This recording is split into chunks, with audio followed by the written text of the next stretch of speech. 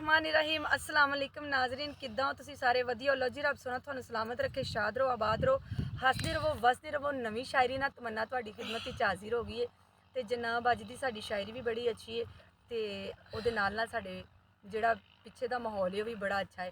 ते मैं बैठी हुई हाँ अज आण के प्यालियां दे विच, खेतों में नहीं मैं कहांगी क्योंकि मैं सीधी सीधी पंजाबी बोलनी है और मैनू पंजाबी नाल बड़ा लगाव है। मैं प्यालियां च बैठी हाँ ते ए स्टाल आ ये तुसीं जानदे होवोगे ते बाकी दियां गल्लां आपां बाद चों करांगे। ते अज दी जिहड़ी साडी शायरी है कि पहलां ते सी ये हस्सियां अखां, पहलां ते सी ये हस्सियां अखां, फिर विछड़ के छम छम वस्सियां अखां। पहलां ते सी ये हस्सियां अखां, फिर विछड़ के छम छम वस्सियां अखां।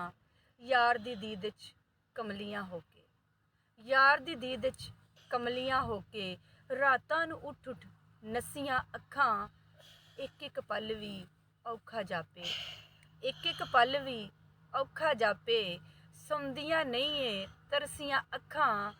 ते रोग अवल्ले ला लए ने, रोग अवल्ले ला लए ने, एवें ही जान के फसियां अखां।